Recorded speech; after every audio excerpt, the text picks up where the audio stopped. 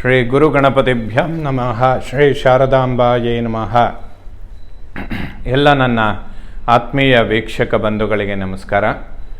ವೀಕ್ಷಕರೇ, ಶ್ರೀ ಕ್ರೋಧಿನಾಮ ಸಂವತ್ಸರ, ಉತ್ತರಾಯಣ, ಗ್ರೀಷ್ಮ ಋತು, ಆಷಾಢ ಮಾಸ, ಜುಲೈ ತಿಂಗಳ ಮಾಸ ಭವಿಷ್ಯವನ್ನು ತಿಳ್ಕೊಳ್ಳೋಣ. ಮೊದಲಿಗೆ ಈ ಮಾಸದಲ್ಲಿ ಬದಲಾಗುವ ಗ್ರಹಗಳನ್ನು ನೋಡೋಣ.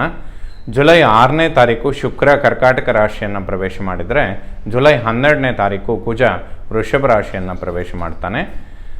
ಜುಲೈ 16ನೇ ತಾರೀಕು ಸೂರ್ಯ ಕರ್ಕಾಟಕ ರಾಶಿಯನ್ನು ಪ್ರವೇಶ ಮಾಡಿದರೆ, ಜುಲೈ 19ನೇ ತಾರೀಕು ಬುಧ ಸಿಂಹ ರಾಶಿಯನ್ನು ಪ್ರವೇಶ ಮಾಡ್ತಾನೆ. ಜುಲೈ 31ನೇ ತಾರೀಕು ಶುಕ್ರ ಸಿಂಹ ರಾಶಿಯನ್ನು ಪ್ರವೇಶ ಮಾಡ್ತಾನೆ.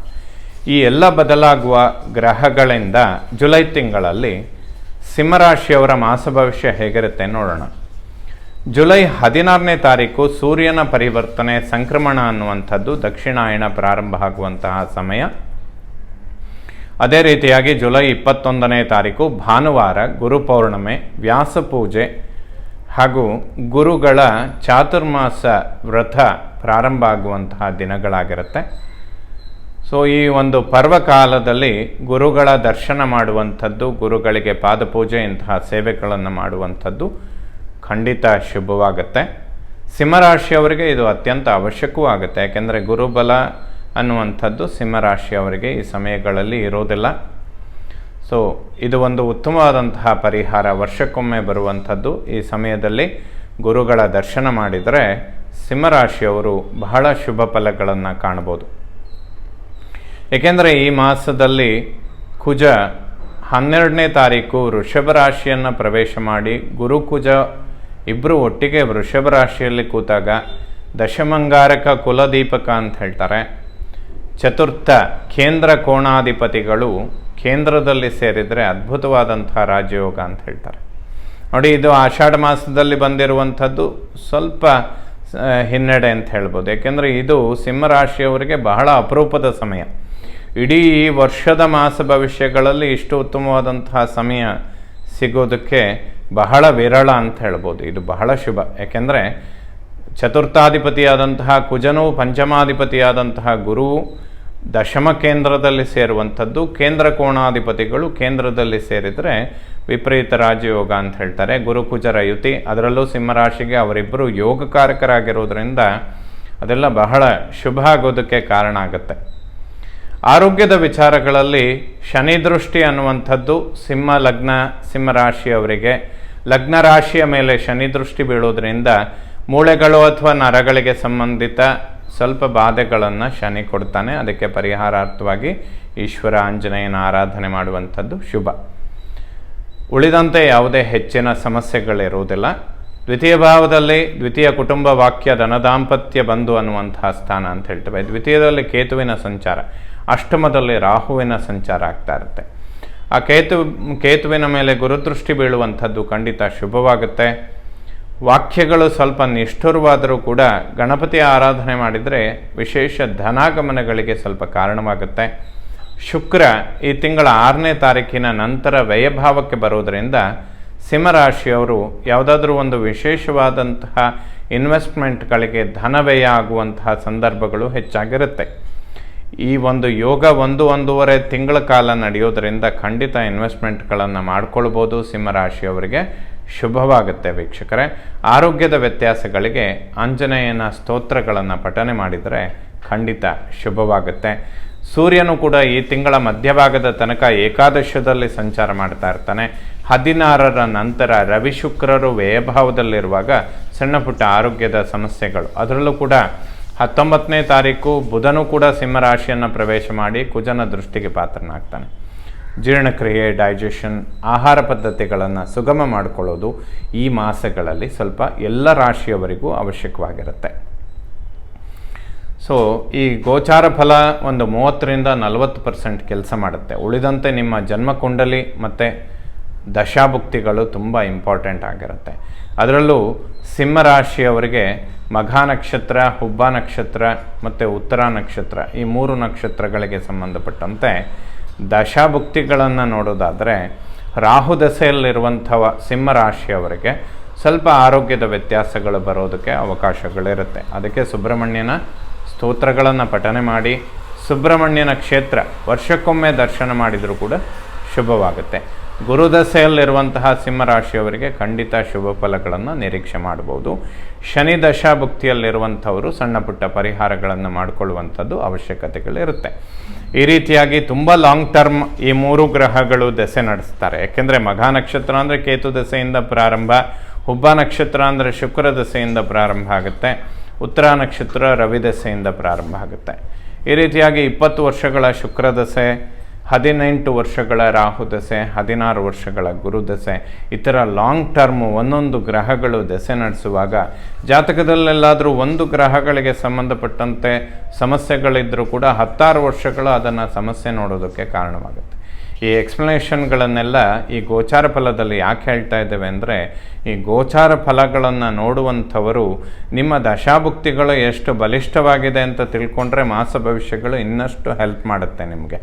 ಅದರಿಂದ ಅದರ ಬಗ್ಗೆ ಒಮ್ಮೆ ವಿಮರ್ಶೆ ಮಾಡಿಕೊಳ್ಳೋದು ಉತ್ತಮ. ಉಳಿದಂತೆ ಸಿಂಹರಾಶಿಯವರಿಗೆ ಇದು ಅದ್ಭುತವಾದಂತಹ ಸಮಯ. ಯಾಕೆಂದರೆ ಭಾಗ್ಯವನ್ನು ಗುರು ಪ್ರವೇಶ ಮಾಡಿದ ನಂತರ ದಶಮ ಕೇಂದ್ರವೂ ಅವನಿಗೇನು ಅಷ್ಟು ದೋಷಪೂರಿತ ಆಗುವುದಿಲ್ಲ. ಏಕಾದಶಕ್ಕೆ ಬರುವಂಥದ್ದು ಕೂಡ ಶುಭ. ಹಾಗಾಗಿ ಸಿಂಹರಾಶಿಗೆ ಗುರು ಯೋಗಕಾರಕನಾಗಿ ಇನ್ನೊಂದು 3-4 ವರ್ಷಗಳ ಕಾಲ ಅವನ ಸಂಚಾರ ಚೆನ್ನಾಗಿದೆ. ಹಾಗಾಗಿ ಯಾವುದೇ ಲಾಂಗ್ ಟರ್ಮ್ ಸಮಸ್ಯೆಗಳಿದ್ದರೂ ಕೂಡ ಈಗ ಪರಿಹಾರ ಮಾಡಿಕೊಳ್ಳೋದಕ್ಕೆ ಖಂಡಿತ ಸಿಂಹರಾಶಿಯವರಿಗೆ ಶುಭ ಸಮಯಗಳಾಗಿರುತ್ತೆ ವೀಕ್ಷಕರೇ. ಹಾಗಾಗಿ ಗೋಚಾರ ಫಲಗಳನ್ನು ವೀಕ್ಷಣೆ ಮಾಡುವವರು ಒಮ್ಮೆ ಜನ್ಮಕುಂಡಲಿ ಬರ್ತ್ ಟೈಮಲ್ಲಿ ನಿಮ್ಮ ಗ್ರಹಗತಿಗಳು ಅಥವಾ ದಶಾಭುಕ್ತಿಗಳು ಯಾವ ರೀತಿ ನಡೀತಾ ಇದೆ ಅನ್ನುವಂಥದ್ದನ್ನು ನೋಡಿಕೊಳ್ಳುವಂಥದ್ದು ಶುಭವಾಗುತ್ತೆ. ಇನ್ನು ದ್ವಿತೀಯ ಭಾವವನ್ನು ಕುಟುಂಬ ವಾಕ್ಯ ಧನದಾಂಪತ್ಯ ಅಂತ ಹೇಳ್ತೇವೆ. ದ್ವಿತೀಯ ಭಾವಾಧಿಪತಿ ಬುಧ ಲಗ್ನಕ್ಕೆ ಬರ್ತಾನೆ 19ನೇ ತಾರೀಕಿನ ತನಕ. ಅಲ್ಲಿವರೆಗೂ ವ್ಯಯಭಾವದಲ್ಲಿರ್ತಾನೆ. ಶುಕ್ರನು ಕೂಡ ವ್ಯಯಭಾವದಲ್ಲೇ ಸಂಚಾರ ಮಾಡ್ತಾ ಇರ್ತಾನೆ. ಸ್ವಲ್ಪ ಸಿಂಹರಾಶಿಯವರಿಗೆ ಅನಿರೀಕ್ಷಿತ ಧನ ವ್ಯಯಗಳಾಗುತ್ತೆ, ಖರ್ಚುಗಳು ಹೆಚ್ಚಾಗುತ್ತೆ. ಬಟ್ ಗುರುಕುಜನ ಯುತಿ ಅದನ್ನು ಒಂದು ಗುರಿ ಮುಟ್ಟೋದಕ್ಕೆ ಅಥವಾ ಅದರಿಂದ ಲಾಭಗಳಾಗೋದಕ್ಕೆ ಖಂಡಿತ ಸಹಾಯಗಳನ್ನು ಮಾಡ್ತಾರೆ. ಇನ್ನು 3ನೇ ಮನೆಯನ್ನು ಒಡಹುಟ್ಟು ಸೋದರ ಪರಾಕ್ರಮ ಸ್ಥಾನ, 3ರ ಅಧಿಪತಿಯಾಗಿ ಶುಕ್ರ ವ್ಯಯಭಾವದಲ್ಲಿರುವಂಥದ್ದು. ಸೋದರಿಯರಿಗೆ ಸ್ವಲ್ಪ ಆರೋಗ್ಯದಲ್ಲಿ ಸಣ್ಣ ಪುಟ್ಟ ವ್ಯತ್ಯಾಸಗಳು, ಮೂಳೆಗಳು ಅಥವಾ ನರಗಳಿಗೆ ಸಂಬಂಧಿತ ಆರೋಗ್ಯದ ಸಮಸ್ಯೆಗಳು. ಏಕೆಂದರೆ ಬುಧ ಸೋದರಿ ಕಾರಕನಾಗಿ ವ್ಯಯಭಾವದಲ್ಲಿರ್ತಾನೆ. ತದನಂತರ ಜನ್ಮ ಲಗ್ನಕ್ಕೆ ಬಂದರೂ ಕೂಡ ಶನಿ ಮತ್ತು ಕುಜ ಇಬ್ಬರೂ ಕೂಡ ಆ ಬುಧನನ್ನು ವೀಕ್ಷಣೆ ಮಾಡುವಂಥದ್ದು ಮೂಳೆಗಳು ಅಥವಾ ನರಗಳಿಗೆ ಸಂಬಂಧಿತ ಆರೋಗ್ಯದ ತೊಂದರೆಗಳು ಸೋದರಿಯರನ್ನು ಸ್ವಲ್ಪ ಬಾಧಿಸುತ್ತೆ ಅಂತ ಹೇಳ್ಬೋದು. ಹಣಕಾಸಿನ ಎಕ್ಸ್ಪೆಕ್ಟೇಷನ್ ಇದ್ದರೆ, ಯಾವುದಾದ್ರೂ ಲೋನ್ಗಳನ್ನು ಎಕ್ಸ್ಪೆಕ್ಟ್ ಮಾಡಿದರೆ ಸ್ವಲ್ಪ ವಿಳಂಬ ಆಗುತ್ತೆ, ಬಟ್ ಸಿಗತ್ತೆ. ಯಾಕೆಂದರೆ ಶುಕ್ರ ಈ ತಿಂಗಳ ಅಂತ್ಯ ಭಾಗದಲ್ಲಿ ಜನ್ಮರಾಶಿಯನ್ನು ಪ್ರವೇಶ ಮಾಡ್ತಾನೆ 31ನೇ ತಾರೀಕು. ತದನಂತರದಲ್ಲಿ ಅನುಕೂಲಗಳನ್ನು ಎಕ್ಸ್ಪೆಕ್ಟ್ ಮಾಡ್ಬೋದು. ಅಲ್ಲಿಯ ತನಕ ಶುಕ್ರನು ವ್ಯಯದಲ್ಲಿದ್ದು ಧನಾಧಿಪತಿಯಾದ ಬುಧನು ಕೂಡ 19ರ ತನಕ ವ್ಯಯಭಾವದಲ್ಲೇ ಇರ್ತಾನೆ. ಇವೆಲ್ಲ ಸ್ವಲ್ಪ ಧನಾಗಮನಗಳಿಗೆ ವಿಳಂಬ ಆಗೋದಕ್ಕೆ ಕಾರಣ ಆಗುತ್ತೆ. 4ನೇ ಮನೆ ವಿದ್ಯೆ, ಮಾತೃ, ವಾಹನ, ಸುಖ, ಪ್ರಾಪರ್ಟಿ. ಸಿಂಹರಾಶಿಯವರಿಗೆ ಅತ್ಯಂತ ಬಲಿಷ್ಠವಾದ ಸ್ಥಾನ ಅಂದರೆ ಈ ಮಾಸದಲ್ಲಿ 4ಥ ಭಾವ ಅಂತ ಹೇಳ್ಬೋದು. ವಿದ್ಯಾರ್ಜನೆ ಮಾಡುವಂಥ ಮಕ್ಕಳಿಗೆ ಖಂಡಿತ ಅನುಕೂಲಗಳಾಗುತ್ತೆ. ಪ್ರಾಪರ್ಟಿಗೆ ಸಂಬಂಧಪಟ್ಟಂಥ ಏನಾದರೂ ಇಶ್ಯೂಸ್ಗಳಿದ್ದರೆ ಪರಿಹಾರವಾಗುತ್ತೆ, ಅದರಿಂದ ಲಾಭಗಳಾಗುತ್ತೆ. ಪ್ರಾಪರ್ಟಿ ಭೂಮಿಯಿಂದ ಅತಿಶಯವಾದ ಲಾಭಗಳನ್ನು ನಿರೀಕ್ಷೆ ಮಾಡಬಹುದು. ವಾಹನದಿಂದ ಅನುಕೂಲಗಳಾಗುತ್ತೆ. ಹೊಸ ವಾಹನ ಖರೀದಿ ಮಾಡುವಂಥದ್ದು ಕೂಡ ಶುಭವಾಗುತ್ತೆ. ಮಾತೃವಿನ ಆರೋಗ್ಯದಲ್ಲಿ ಅಭಿವೃದ್ಧಿಗಳನ್ನು ಎಕ್ಸ್ಪೆಕ್ಟ್ ಮಾಡ್ಬೋದು. ಲಾಂಗ್ ಟರ್ಮಿಂದ ಯಾವುದಾದ್ರೂ ಸಮಸ್ಯೆಗಳಿದ್ದರೆ ಈ ಮಾಸಗಳಲ್ಲಿ ಅದಕ್ಕೆ ಒಂದು ಶಾಶ್ವತವಾದ ಪರಿಹಾರಗಳನ್ನು ಕೂಡ ಕಂಡುಕೊಳ್ಬೋದು. ಒಟ್ಟಿನಲ್ಲಿ ಸಿಂಹರಾಶಿಯವರಿಗೆ ವಿದ್ಯೆ, ಮಾತೃ, ವಾಹನ, ಸುಖ, ಪ್ರಾಪರ್ಟಿ ಈ ಎಲ್ಲ ಭಾವಾಧಿಪತಿಯಾದಂತಹ ಕುಜ ಕರ್ಮದಲ್ಲಿರುವಂಥದ್ದು, ದಶಮಂಗಾರಕ ಕುಲದೀಪಕನಾಗಿರುವಂಥದ್ದು ಖಂಡಿತ ಶುಭವಾಗುತ್ತೆ. ಇನ್ನು ವಿದ್ಯಾರ್ಜನೆ ಮಾಡುವಂತಹ ಮಕ್ಕಳಿಗೆ ಅತಿಶಯ ಶುಭ ಫಲ, ವಿಶೇಷ ಸ್ಥಾನಮಾನ, ಮಕ್ಕಳಿಗೂ ಕೂಡ ಉದ್ಯೋಗದಲ್ಲಿ ಬಡ್ತಿ, ಪ್ರಮೋಷನ್ ಇದನ್ನೆಲ್ಲ ಎಕ್ಸ್ಪೆಕ್ಟ್ ಮಾಡ್ಬೋದು. ವಾಹನ ಖರೀದಿಗಳು, ಉನ್ನತ ಸ್ಥಾನಮಾನ, ಮಕ್ಕಳ ಅಭಿವೃದ್ಧಿಗಳನ್ನು ನೋಡಿ, ಯಶಸ್ಸನ್ನು ನೋಡಿ ಸಂತೋಷ ಪಡುವಂತಹ ಸಮಯ ಅಂತ ಕೂಡ ಖಂಡಿತ ಹೇಳ್ಬೋದು. 5ನೇ ಮನೆ ಜ್ಞಾನ, ಸಂತಾನ, ಪೂರ್ವಪರ ಪುಣ್ಯ. ಪಂಚಮಾಧಿಪತಿ ಗುರು ಕರ್ಮದಲ್ಲಿದ್ದಾನೆ. ಗುರುತರವಾದ ಕರ್ಮಗಳನ್ನು ಮಾಡಿದರೆ ಸಂತಾನದ ಅಂಚಿನಲ್ಲಿರುವವರಿಗೆ ಶುಭವಾಗುತ್ತೆ. ಮಕ್ಕಳಿಗೂ ಕೂಡ ಅಭಿವೃದ್ಧಿ, ಯಶಸ್ಸನ್ನು ಖಂಡಿತ ಕಾಣೋದಕ್ಕೆ ಸಾಧ್ಯ. 6ನೇ ಮನೆಯನ್ನು ಶತ್ರು ಋಣ ರೋಗಸ್ಥಾನ. ಷಷ್ಠಾಧಿಪತಿ ಶನಿ ಸಪ್ತಮದಲ್ಲಿದ್ದಾನೆ. ಯಾವುದೇ ಶತ್ರುಬಾಧೆಗಳಿರೋದಿಲ್ಲ. ಗುರುದೃಷ್ಟಿ ಕೂಡ 6ನೇ ಮನೆ ಮೇಲೆ ಬೀಳ್ತಾ ಇರೋದ್ರಿಂದ ಖಂಡಿತ ಶುಭವಾಗುತ್ತೆ. ಸ್ನೇಹಿತರು ಒಬ್ಬರಿಂದ ಒಬ್ಬರಿಗೆ ಸಹಾಯಗಳಾಗುವಂತಹ ಸಮಯ ಅಂತ ಕೂಡ ಹೇಳ್ಬೋದು. 7ನೇ ಮನೆಯನ್ನು ಮಾಂಗಲ್ಯ, ವಿವಾಹ, ದಾಂಪತ್ಯ. ಸಪ್ತಮದಲ್ಲಿರುವಂತಹ ಶನಿ ಮಹಾತ್ಮ ವಿವಾಹ ಇಂತಹ ಮಂಗಳ ಕಾರ್ಯಗಳನ್ನು ವಿಳಂಬ ಮಾಡ್ತಾನೆ. ಜಾತಕದ ಹೊಂದಾಣಿಕೆ ಮಾಡಿಯೇ ವಿವಾಹ ಮಾಡಿಕೊಳ್ಳುವಂಥ ಅನಿವಾರ್ಯತೆ ಸಿಂಹರಾಶಿಯವರಿಗಿರುತ್ತೆ. ಸಪ್ತಮದಲ್ಲಿ ಶನಿ ಇದ್ದಾಗ ವಿವಾಹ ಇಂತಹ ಮಂಗಳ ಕಾರ್ಯಗಳನ್ನು ಮಾಡಬೇಕಾದ್ರೆ ಖಂಡಿತ ಜಾತಕದ ಹೊಂದಾಣಿಕೆ ಅತ್ಯಂತ ಅವಶ್ಯಕವಾಗುತ್ತೆ. ಗುರುಬಲ ಕೂಡ ಇರೋದಿಲ್ಲ. ಓವರಾಲ್ ನೋಡೋದಾದರೆ ಸಿಂಹರಾಶಿಯವರಿಗೆ 2025 ಮೇ ನಂತರ ವಿವಾಹಕ್ಕೆ ಶುಭ ಅಂತ ಕೂಡ ಹೇಳ್ಬೋದು. ಅಷ್ಟಮ ಮೃತ್ಯುಸ್ಥಾನ, ಗೌಪ್ಯ ರಂಧ್ರಸ್ಥಾನ. ಅಷ್ಟಮದಲ್ಲಿರುವಂತಹ ರಾಹು, ದ್ವಿತೀಯದಲ್ಲಿರುವಂತಹ ಕೇತು ಸ್ವಲ್ಪ ಮಟ್ಟಿಗೆ ಕುಟುಂಬದಲ್ಲಿ ಸಣ್ಣ ಪುಟ್ಟ ಟೆನ್ಷನ್ಗಳನ್ನು ಕೊಡ್ತಾ ಇರ್ತಾರೆ. ಸಣ್ಣ ಪುಟ್ಟ ಗಾಯಗಳಾಗುವಂಥದ್ದು, ಕಾಲಿನ ಮೂಳೆಗಳು ಅಥವಾ ನರಗಳಿಗೆ ಸಂಬಂಧಿತ ಆರೋಗ್ಯದ ಏರುಪೇರುಗಳು ಕೊಡೋದಕ್ಕೆ ಶನಿ ಮತ್ತು ರಾಹು ಸ್ವಲ್ಪ ಕಾರಣರಾಗ್ತಾರೆ. ಅದಕ್ಕೆ ಸುಬ್ರಹ್ಮಣ್ಯನ ದರ್ಶನ, ಯಾವುದಾದ್ರೂ ಪುಣ್ಯಕ್ಷೇತ್ರ ದರ್ಶನ ವರ್ಷಕ್ಕೊಮ್ಮೆ ಮಾಡಿದರೆ ಸಿಂಹರಾಶಿಯವರಿಗೆ ಖಂಡಿತ ಶುಭವಾಗುತ್ತೆ. ಬಟ್ ಈ ಮಾಸಗಳಲ್ಲಿ ಯಾವುದೋ ಆರೋಗ್ಯದ ಹೆಚ್ಚಿನ ಸಮಸ್ಯೆಗಳಿರೋದಿಲ್ಲ. ಬಟ್ ಅಷ್ಟಮ ರಾಹುವಿನ ಪ್ರಭಾವಗಳು ಲಾಂಗ್ ಟರ್ಮ್ ಇರೋದರಿಂದ ಒಂದು ಪರ್ಮನೆಂಟ್ ಸೊಲ್ಯೂಷನ್ಗಳನ್ನು ಹುಡುಕೋದು ಸಿಂಹರಾಶಿಯವರಿಗೆ ಒಳ್ಳೆಯದು. 9ನೇ ಮನೆ ಭಾಗ್ಯಸ್ಥಾನ, ಪಿತೃಸ್ಥಾನ. ಭಾಗ್ಯಾಧಿಪತಿ ಕುಜ ದಶಮ ಕೇಂದ್ರದಲ್ಲಿದ್ದಾನೆ. ಪಿತೃವಿನ ಆರೋಗ್ಯ, ಅಭಿವೃದ್ಧಿ ಇದನ್ನೆಲ್ಲ ಕಾಣೋದಕ್ಕೆ ಸಾಧ್ಯ. ಪಿತೃವಿನ ಒಂದು ಅನುಗ್ರಹ, ಆಶೀರ್ವಾದ, ಪಿತ್ರಾರ್ಜಿತ ಆಸ್ತಿ ಇದೆಲ್ಲ ಅಭಿವೃದ್ಧಿಗಳನ್ನು ಪಡೆದುಕೊಳ್ಳುತ್ತೆ. ಒಂದು ರೀತಿಯಲ್ಲಿ ಆಶೀರ್ವಾದದ ರೂಪದಲ್ಲಿ ಪಡೆಯೋದಕ್ಕೂ ಕೂಡ ಸಾಧ್ಯವಾಗುತ್ತೆ. ಗುರುಕುಜರ ಯುತಿ ಸಿಂಹರಾಶಿಯವರಿಗೆ ಖಂಡಿತ ಶುಭವಾಗುತ್ತೆ.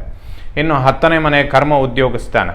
ಕರ್ಮದಲ್ಲಿ ಗುರುಕುಜನ ಒಂದು ಯುತಿಯಾಗುವಂಥದ್ದು ಸಿಂಹರಾಶಿಯವರಿಗೆ ಉದ್ಯೋಗದಲ್ಲಿ ಅಭಿವೃದ್ಧಿ, ಯಶಸ್ಸು, ಕೀರ್ತಿ, ಉನ್ನತವಾದ ಸ್ಥಾನಮಾನ, ಮನ್ನಣೆ ಇದನ್ನೆಲ್ಲ ಪಡೆಯೋದಕ್ಕೆ ಖಂಡಿತ ಸಾಧ್ಯ. ಯಾವುದೇ ಪರಿವರ್ತನೆಗಳನ್ನು ಎಕ್ಸ್ಪೆಕ್ಟ್ ಮಾಡ್ತಾ ಇದ್ದರೆ ಖಂಡಿತ ಈ ಸಮಯಗಳಲ್ಲಿ ಮಾಡಿಕೊಳ್ಬೋದು. ಬಡ್ತಿ, ಪ್ರಮೋಷನ್ಗಳನ್ನು ಕೂಡ ಪಡೆಯೋದಕ್ಕೆ ಸಾಧ್ಯವಾಗುತ್ತೆ. ಏಕಾದಶವನ್ನು ಲಾಭಸ್ಥಾನ. ಲಾಭದಲ್ಲಿ ಸೂರ್ಯನ ಸಂಚಾರ ಈ ತಿಂಗಳ ಮಧ್ಯಭಾಗದ ತನಕ ಆಗ್ತಾ ಇರುತ್ತೆ. ಲಗ್ನಾಧಿಪತಿ ಸೂರ್ಯ ಏಕಾದಶದಲ್ಲಿದ್ದರೆ ಸರ್ಕಾರಕ್ಕೆ ಸಂಬಂಧಪಟ್ಟಂಥ ಉದ್ಯೋಗ, ಸ್ವಂತ ವ್ಯವಹಾರ, ಬಿಸ್ನೆಸ್ ಇದೆಲ್ಲ ಉನ್ನತ ಸ್ಥಾನಮಾನಗಳಿಗೆ ಬರೋದಕ್ಕೆ ಸಾಧ್ಯವಾಗುತ್ತೆ. ವ್ಯಯಭಾವವನ್ನು ಮೋಕ್ಷ ಸ್ಥಾನ. ಶುಕ್ರ ವ್ಯಯಭಾವದಲ್ಲಿರ್ತಾನೆ. ಈ ತಿಂಗಳ 6ನೇ ತಾರೀಕಿನ ನಂತರ ಸ್ವಲ್ಪ ಅನಿರೀಕ್ಷಿತ ಧನ ವ್ಯಯಗಳು, ಉದ್ಯೋಗದಲ್ಲಿ ಅತಿಶಯವಾದ ಒಂದು ಓಡಾಟಗಳು ಹೆಚ್ಚಾಗುವಂಥದ್ದು ಇಂಥದಕ್ಕೆ ಕಾರಣಗಳಿರುತ್ತೆ. ದೇವಿಯ ದರ್ಶನ, ಆರಾಧನೆ ಖಂಡಿತ ಸಿಂಹರಾಶಿಯವರಿಗೆ ಶುಭವಾಗುತ್ತೆ. ಎಲ್ಲ ನವಗ್ರಹಗಳು ಕೂಡ ಸಿಂಹರಾಶಿಯವರಿಗೆ ಶುಭ ಫಲಗಳನ್ನೇ ಕೊಡುವಂಥವರಾಗಲಿ. ಶ್ರೀ ಶಾರದಾ ಪರಮೇಶ್ವರಿಯ ಸಂಪೂರ್ಣ ಅನುಗ್ರಹ ಎಲ್ಲ ನನ್ನ ವೀಕ್ಷಕ ಬಂಧುಗಳ ಮೇಲಿರಲಿ. ಶುಭವಾಗಲಿ ವೀಕ್ಷಕರ.